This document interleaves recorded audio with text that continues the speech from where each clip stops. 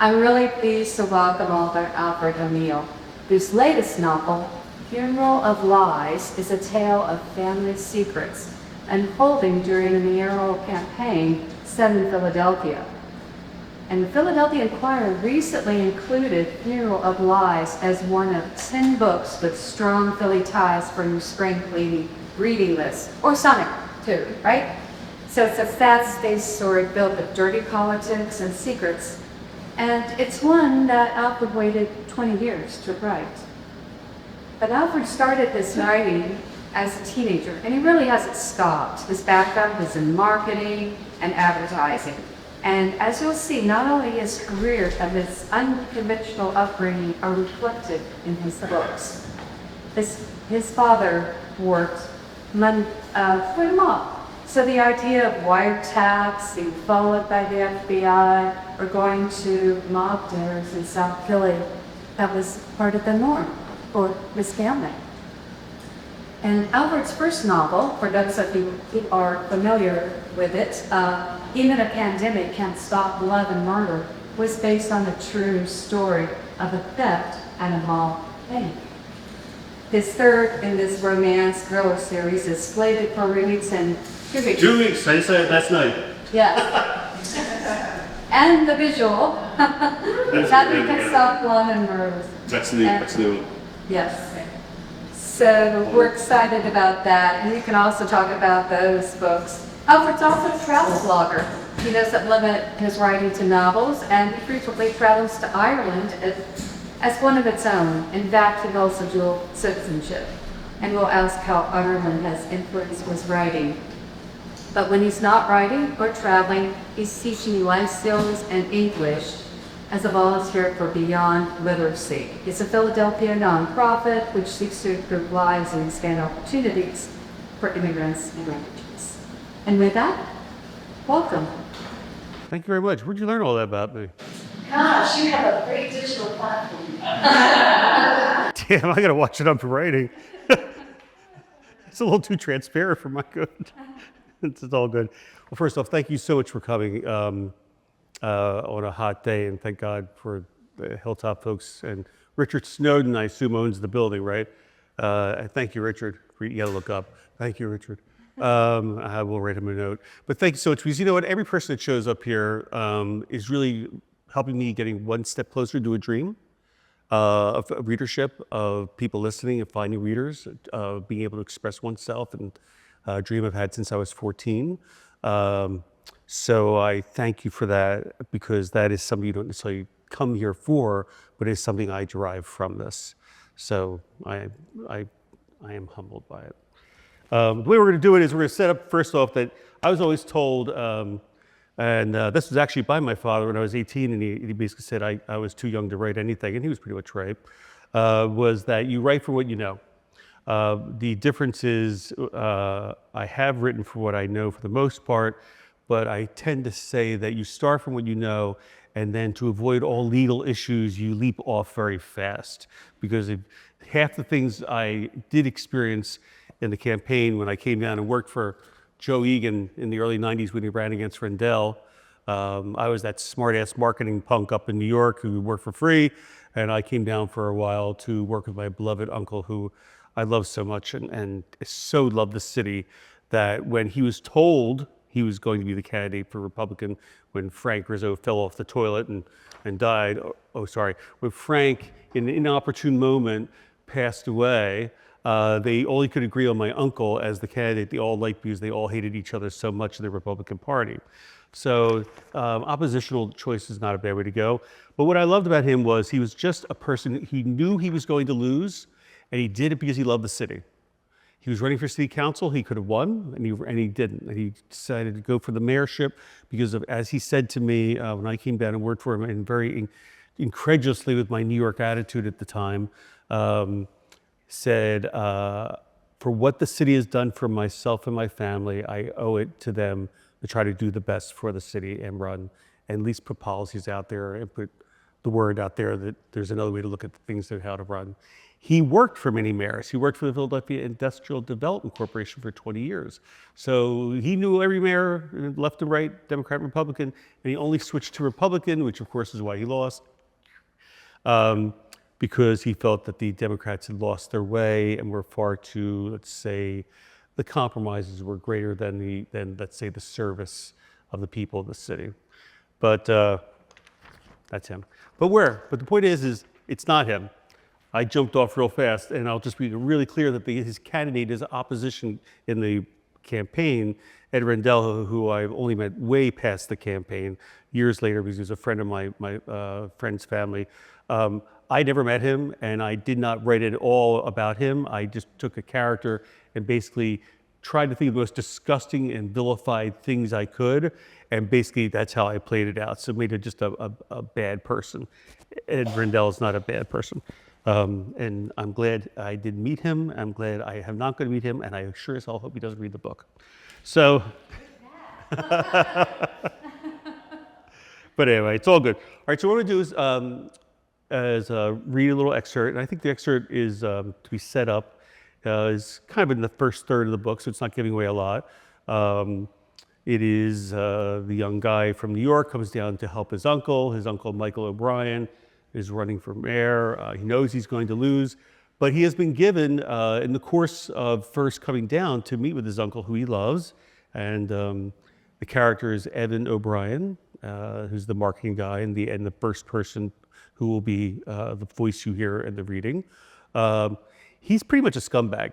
In fact, I think one review said, Evan is such a detestable person, but you just can't look away. Which I think is why it was really hard to write, because hopefully I'm not that detestable on a regular basis. So that is where we are in the book, is that he has come down, he has dedicated himself to help his uncle run for mayor. He knows he doesn't stand a chance, but he loves his uncle, and his uncle is incredibly affable. And if you know Joe, as this gentleman knew my uncle, he was somebody who always had a smile on his face, was handsome as hell, had a great presence, and made people laugh and made you feel very welcome. And he just was really a strong human being person to person, is just where he was. Hey, Joe. And Evan has discovered that his uncle sucks as a politician. But on the way to becoming the candidate, he was given a folder, the file, as we'll reference it, of opposition research. And as we all know from opposition research, it's basically the dirtiest possible stuff you can dig up with the other person, and how one doles it out to the press and other things as you go through the campaign, waiting for the right moment. I know none of us are seeing this now in the news. We won't see any of it for the next few months, I'm sure. Yeah, Graham Planter. Anyway, so not that that's anything good, but I'm just saying it's the typical opposition research is about the absolute worst you've done to pull you down and make people not vote. It's not so much vote against you, it's just not go out to vote because you go, oh, the system's so rotten, right? So it's suppression. So we'll start with Evan realizing what's really going on. There were fewer than 9 full weeks left until Election Day, and it was getting worse every day. Michael wasn't getting any better at campaigning because no matter what any of us did, he just wasn't a politician. 101, the uncle side, he was verbal and glib, passionate and engaging. You wanted to be his friend. You wanted to be around him. He had more charm than any 5 people that you'd ever meet, all wrapped up in one. But he just couldn't do that for the camera or a crowd if it was about politics. Maybe it was that simple. Maybe, this is first person, by the way, Michael was too nice to win. What was worse, he was about to become something he'd never experienced. He was about to become a loser. He was doing it to himself because he was on planet politics, unless I did something about it. Then my brain unfroze. It was then I realized Michael had to win, but he had to win for me. If he lost, he'd go back to his established career. I didn't have that choice. I needed him to win. I was not going to have these few months brand my resume as someone who helped guide a loser. He had left me no other choice. If we were going to have a chance, if there was only one path forward, it was the file. We didn't stay in his office too long that day. The parade had eaten up most of the day. He had been in a mummers parade. Funny scene, but not worth showing. So we didn't stay in the office that long. The parade had eaten up most of the day. And as Michael walked out, for some reason, He turned to me and said, "Come over, have dinner. Jane's a heck of a cook." I was kind of shocked. To my knowledge, no one had walked in his house since the day he had been handed the file and refused to use it. Then I realized this was exactly the setup I needed. Duffy, his bodyguard, drove him, and I followed him in my car, making a quick stop at a CVS for some supplies I knew I would need. Most likely, I was never going to get another chance to get in his house. After I'd navigated the plastic runners to one, it's up by Byberry, it's the Northeast. After I navigated the plastic runners to one of his chairs next to the couch, he jumped right in. He said, "Evan, you're not quite the person I thought you were." What did that mean? "Do you think people are inherently good?" he suddenly asked. "No," I answered immediately. "Why not?" My true answer would have opened a very large chasm between us. "Well, why do you?" "I have faith, Evan. Faith that when it comes down to it, people will always do the right thing. Not my experience." Pausing for a second gave Jane, his wife, a chance to jump in. "How do you like the meatloaf?" I realized that the first bite was still hanging off my fork, and she knew it. Her reputation as a lousy cook was widely known in the family. And lying to someone like her that you don't really like was always so easy. "Oh, good, good. I guess I'm talking too much." I swallowed the first bite without chewing. The rest of the meal went fast. When Jane started cleaning up, I asked for the bathroom. Michael pointed down the hall to a powder room. I went down the hall knowing that this is a line, once crossed, could not be erased or even redrawn. I was about to steal from my uncle. And even if it was for his own good, there was no way around it. The problem was that even if I felt any guilt, it was left in the dust by the joy of the gift I was about to give him. He was going to win if I got the file. Well, of course, if he ever found out. I felt like a kid. If the file was as incriminating as his bodyguard had said, and if I used it right, his opponent would be kneecapped. After I closed the bathroom door and turned the lock, I lifted the lid off the tank and put it on the small powder room sink. It was easy to reach in and twist the stopper until the loop snapped. The toilet began to run. I put the top back and counted to 30. Opening the door, I walked a little faster than normal back to the dining room. "The toilet's busted. I'm so sorry. I don't know what happened." "I'll go check it," said Michael, pushing his chair back. Jane came to the kitchen door with a suspicious look. "Do you have another bathroom?" I asked as innocently as I could. Michael was halfway to the powder room. Yeah, top of the stairs." Jane cleared her throat loudly. "Our bathroom." It was all she would say in her phlegmy way. I could hear it in her voice. Yeah, me pissing in their bathroom. Her eyes were on me as I walked up the stairs. Before entering, I paused, looked to the right, and saw the office and Michael's large wooden desk where I knew he had placed the file. I opened the bathroom door, didn't go in, and pulled it shut behind me. Closing my eyes, I replayed the memory of Michael's footsteps squeaking down parts of the hall.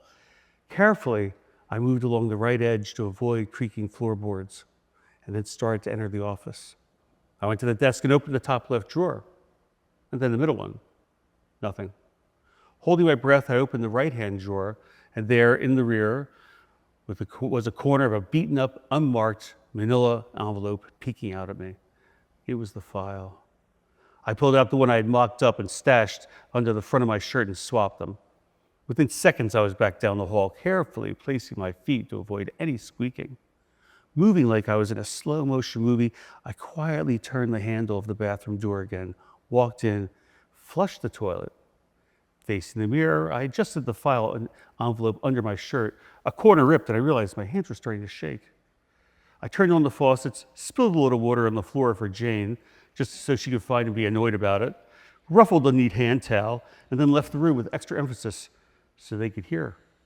The stairs were straight ahead, but a wall photo I had not noticed on the way up stopped me. My dad was in it. It took me a second to recognize him.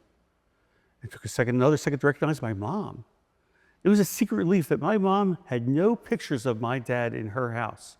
They all disappeared after he died. But there he was, handsome as hell. Same build as me, same hair, same everything. Younger than I was now, but before I could move, Michael was calling my name and coming up the stairs. He stopped, followed my gaze, scrunched up his mouth and sighed. "Your dad was a good man. We all miss him. Do you ever think about him?" he asked, putting his arm around my shoulder. It wasn't a question that surprised me, it was my answer. No, not really. Although we looked like twins. I had no idea who this young man was. No real memories, only jumbled, confused images, like when the binding falls off a family album and all the pictures spill out. And they just lie there on the ground, images from stories others people told you. Slowly returning to the moment, I realized how near he was. If he had moved a few inches closer with his arm around my shoulder, Michael would have felt the file and known. So I moved out of his embrace and led the way down the stairs. There was no way to avoid the truth. I was stealing, and even if it was for the right reasons, they wouldn't count with him. But if it had to be done, when he did find out, well, I couldn't think about that right now. All I knew was the torn file envelope was digging into my ribs. I needed to get away. Jane seemed comfortable saying goodbyes. She probably was waiting to get to the bathroom and see what I'd done. Back in the car, I tossed the envelope on the passenger floor. Some would have called me a traitor, but in my mind, I was a hero. Michael, being Michael the politician, was a losing proposition, and I was getting to feel like a loser every day because of it. And since I couldn't change him, I had to change something else. The file was going to change everything. Thank you.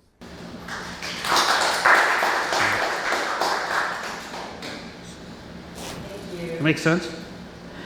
Okay. You did a nice setup, but we promised no spoilers here, so we'll have.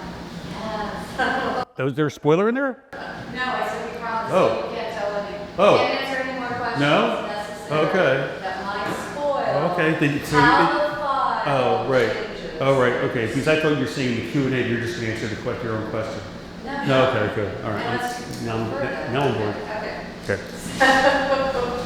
Thank you. Your novel is inspired by real life events, as you talked about when you opened the program. Could you tell us more about what led you to write this story? And also, why did you wait so long to tell the story? Yeah. Career and kids were the reason for waiting. And deep insecurity about writing. Just the idea of I always had this fear that I could start something and would never finish it. And a friend of mine who's a retired editor from Random House said to me years ago, when I was starting to finish it, she said, listen, Alfred, 99% of people believe they have a novel inside them. 1% write it. She said, so whatever you do, just be happy that you get it done. Just get it done. And that was actually the best advice I got. And it was very humbling, once again, because it's a hard thing to do to write a novel. Why did it take so long? Not just career, but it was the insecurity. But also, I have to say that I was astounded. Why I went to write it was I was astounded by the absolute. So I grew up in a mob family. I thought, I'd seen it all, right? I'd go to mob dinners. We've been escorted out of town because of mob hitting, wars. We got to go to the Poconos for the weekend. Go down Lake City and hide in a penthouse because somebody was getting killed down South Philly or whatever it was. All that kind of stuff. Go to the diners and hang out with these people. But the stuff I saw in the campaign was outrageously corrupt. And I thought I was cynical. I was working in New York. I'm like, I'm a New Yorker. No, it was incredibly corrupt. In fact, so corrupt that most of it did not make it in the book. I was writing it over, and the editor kept saying, no, out. Like, I had a whole scene about just buying votes.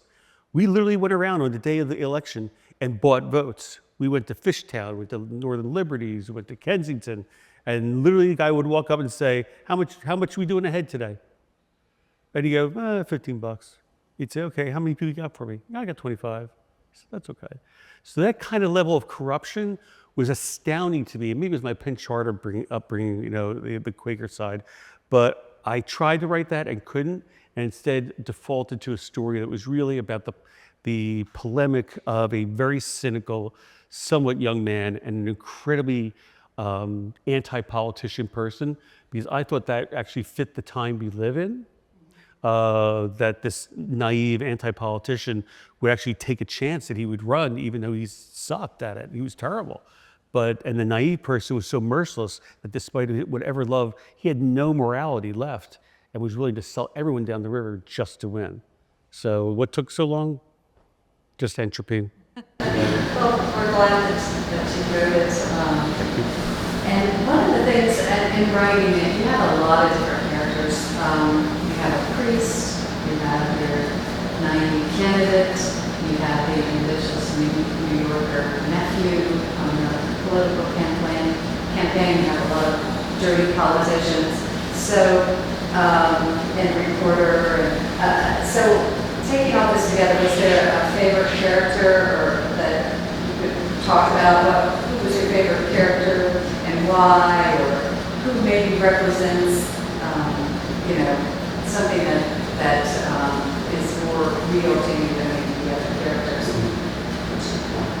Great question. Well, I'll say this from an oppositional point of view. The lead character, Evan, is my least favorite character. That son of a gun cost me a lot of pain writing this book. And my sister actually, my mom was a psychologist, and in the book, the son does not get along with the mother. My mother and I loved each other. So my sister used to say, Mom, if she were alive, would not be happy about this. She'd be a little curious about what's like. She'd really be wondering, what are you thinking, Alfred? Why are you writing this? And Marilyn knows my mom. She would. She'd pull me aside, give me the psychological one too. No, my favorite character is Father Murphy. And it's so funny because I've had four people I know in Ireland have read this book, and not one brought up the Irish priest. I kept thinking, what a setup. I mean, I'm taking you on, I'm putting it right out there. I'm actually capturing a foreign person. But I liked him because the irony to me of the book, one of the books is, Evan is a detestable first person lead, but everyone he meets in Philadelphia is wonderful. Almost every single person. And yet he's so jaded, he can't see that until the very end. But what I really want to show was that despite his cynicism, despite his trauma, despite all the things that kept him out of Philadelphia, there really were great people and great neighborhoods in Philadelphia. So. Well, one of the things I really loved about the book was all the neighborhoods. Fishtown, Manioc, North Philly, we have Chestnut Hill. So I wonder, at Laurel Hill Cemetery, there's just almost every chapter there is a reference to something in Philly. And I wondered, what are some of your favorite places and landmarks here? Philadelphia? Or in the book? It's funny, I drove around all those neighborhoods and walked most of them. And I'd say it was a little, some of them walking around Huntington and Strawberry Mansion was a little nervous, but it had to be done because it had to be real. No, oddly enough, my favorite neighborhood's the one I live in. I love Mount Airy and Chestnut Hill. And my favorite place of all is Pastorius Park, which plays a role in the book. It does. I know. Pastorius Park is wherever I write and I reach a point where I can't write anymore, I'm frustrated or something's going on, I just get in the car, and I'm in Mount Airy near St. Martin's, near Allen's Lane Station, and I go to the park, walk around, and I just sit and stare at a tree. About 10 minutes later, I go, okay, I know what to do. And I get up and I go back to write. So Pastorius Park, which, like I said, plays a very strong role in the book, is my haven. So, but I love this area. How to get not? Well, and you don't shy away from the bad stuff either. The bad stuff really. You mentioned politics, maybe a little shady neighborhood, but you've got crime, you've got racism, you've got fraught relationships, you've got dirty politics, but there's a balance there. And what I wanted you to talk about was basically the characters themselves. And you've said, many of your earlier books, there's themes, like it's not just love versus evil or good versus bad. There's an and, it's love and evil, good and bad, good and evil. So could you talk about that and how you think as a writer? Yeah, I think I am shaped by my background. I will just end with where I always like to be. I always begin and end at the same place, which is, it might be about love and murder, it might be about immorality, it might be about amorality in most cases, because I do believe most people are good people, but they're caught between the dynamics of the world we live in, the childhood you were raised in, the environment that you somehow find yourself in. So no matter how good a person you are, you might be trying really hard or fail, win. It's just that dynamic of the complexity of the human condition. But in the books, Love will always win. I will never write a book where love doesn't win at the end. Because damn it, that's the way it's got to be.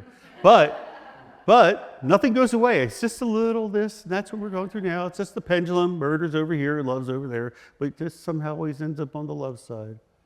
So. Everybody likes that. Well, you know, it is. They're thrillers, but I can't. Yeah. The idea of just ending with that. Somebody gun to the head.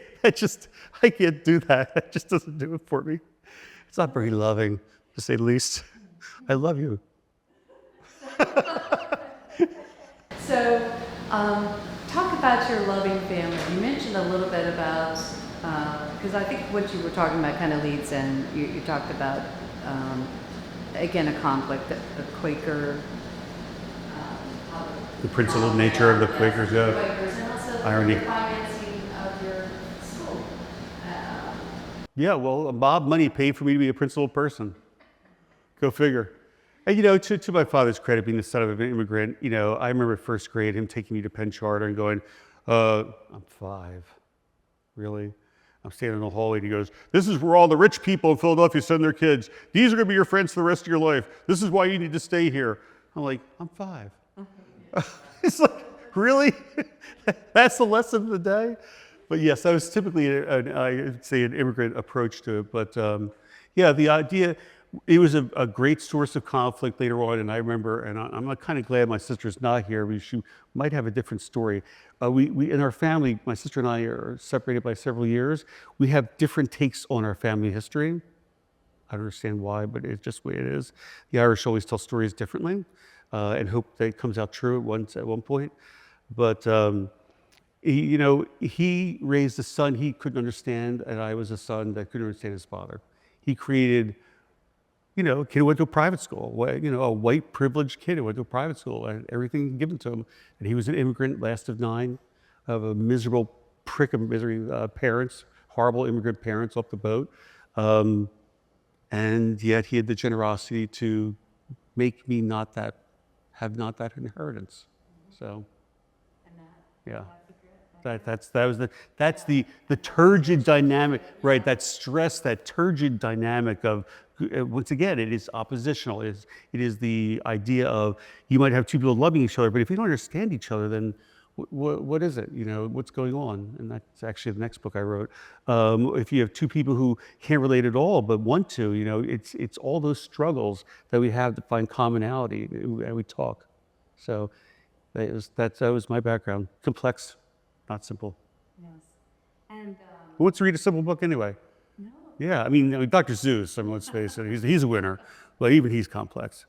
So. Yeah. Well, one of the things that I was thinking about too is, so your father expected you to stay here, not only in the school, but probably here and become some, I think he had a vision for you. I wanted to talk about that you didn't stay here and you found love with Ireland, and also you're very proud of your dual citizenship. So I wondered if you could talk about that as a person and as a writer.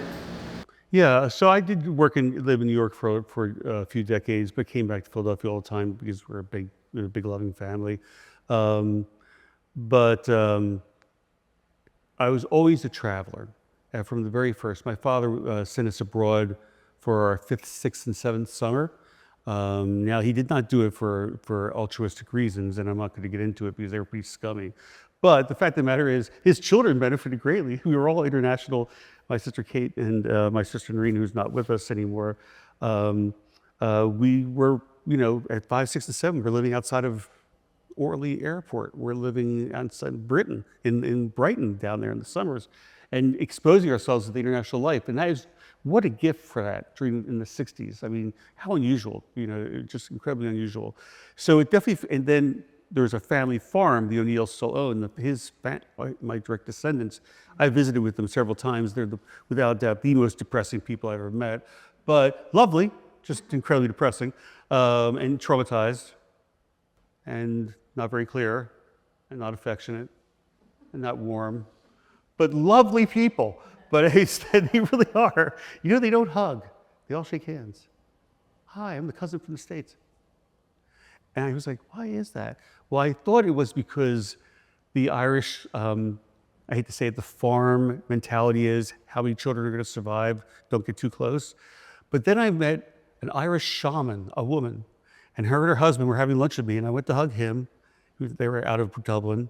Don't ask what I was doing with the shaman. I was actually interviewing about psychology, the psychology of an Irish person. That's what I was doing. And I met his wife, and I went to hug her, and she stopped. And I said, what? She goes, we don't hug. I said, I'm wondering about that. What's going on with that? She said, it's the Catholic Church. You can't get near a woman's breast. What? I'm like, I wasn't planning on that. But okay. But that was the reason. So, but I do love going. So when I went to Ireland last time and I showed my passport to the customs guy actually looked at me, a customs agent, a government agent looked at me and said, wow, O'Neill, the first kings of Ireland. He said, you don't have to go back. I said, no, I do. I have family. I love Philadelphia, and I love my country. But yes, next book is going to be in Ireland because this trio, right? This one based on the true story of my dad's crew robbing a mob bank by mistake. This one just, I don't know where that came from, the imagination. And then third one, which is the ending of their story in the United States. Characters, Ginger and Albie, a couple. And that's really, their ending is they are forced to leave the United States. And since he is first generation Irish, they are going to Ireland. So the next book will take place, the next series, which will be cozies, not thrillers. Okay. I'm going to take the blood off the stage. Yeah, sorry, I see everything as a stage. They will be in Ireland. So, and that's why it's great because I can write off every trip. The government does not like me, but so smart. It is smart. No, it's lovely. And actually, the only bookstore I have my books in is in Ireland. So it's kind of just ironic. So I'm going to write a book there, and I'm going back to constantly interview and learn more, because authenticity in trying to portray another country and its people and its nuances, because even though they speak English, even though they're Anglo and we're descendants and we're related, it is all bullshit. The fact of the matter is the Irish have nothing in common with us, and we have very little in common with them. So any of your friends you have and you've gone, I'm going back to Ireland. It's my home. I'm finally going to escape. I can go back. It is such a lie. It is so false. All an Irishman will say to you is, just make it through the winter. Because last winter, it rained for 52 straight days, my friend told me. That would be a hard place to live, no matter how green or beautiful it is. Yeah, gotta be tough. Yeah. Very tough. But I try to go back as much as I can, because I just love it. So I have another question about Ireland. So cozy mystery in Ireland. Oh, I was going to ask about Irish writers. Do you read Irish writers? Yeah. Could you reckon who are your favorites and any? Who wrote This Is Happiness? No, I'm trying to think of it. I love that book. Yeah, it's not Cold to Be, but I love that book. I actually like Tana French. She's a mystery thriller writer.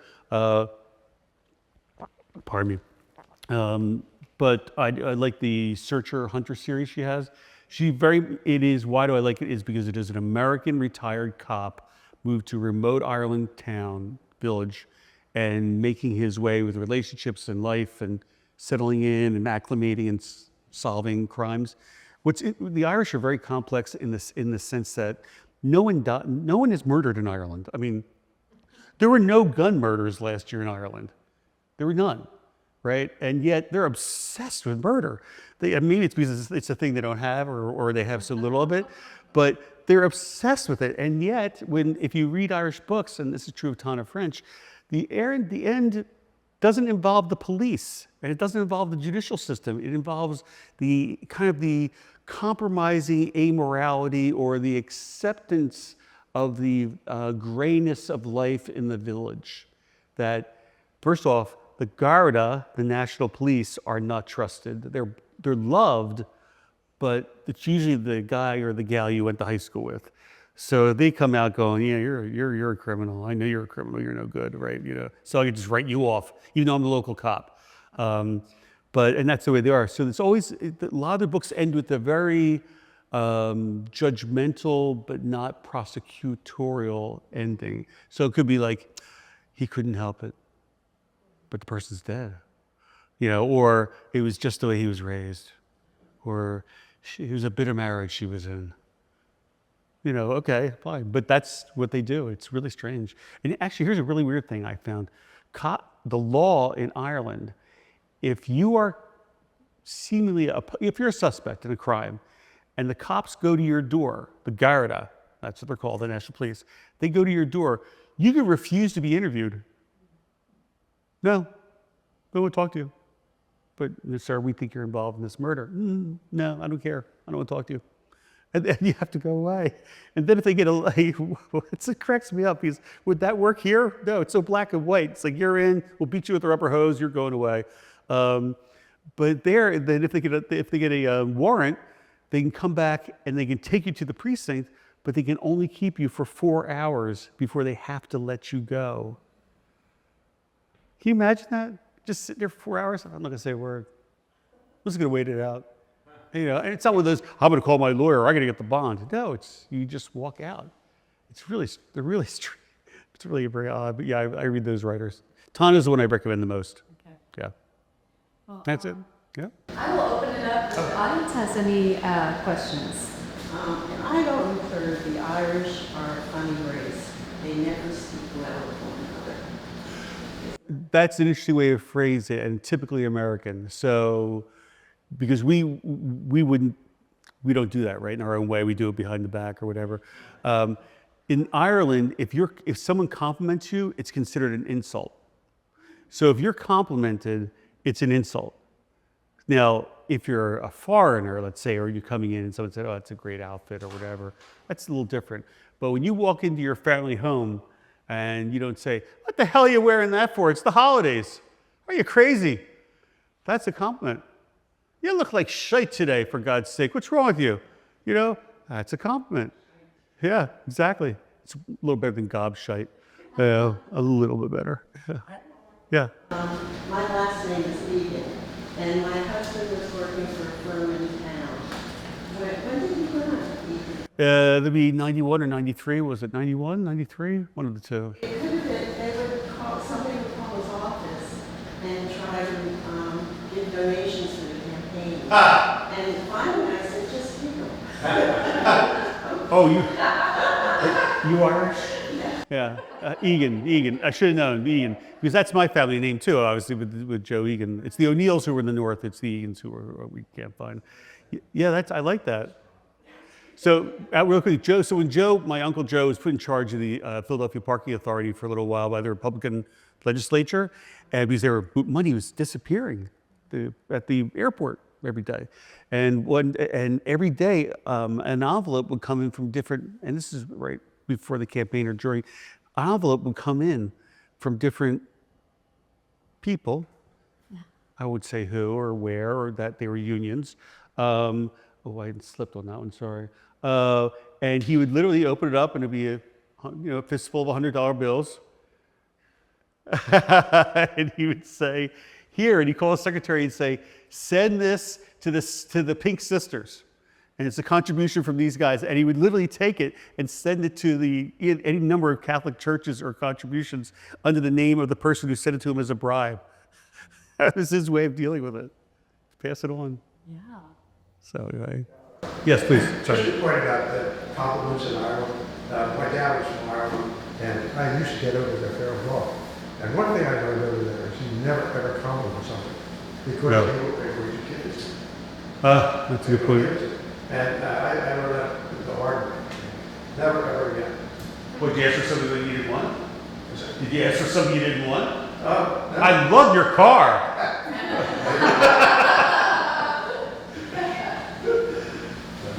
Any questions, any thoughts? No? Good.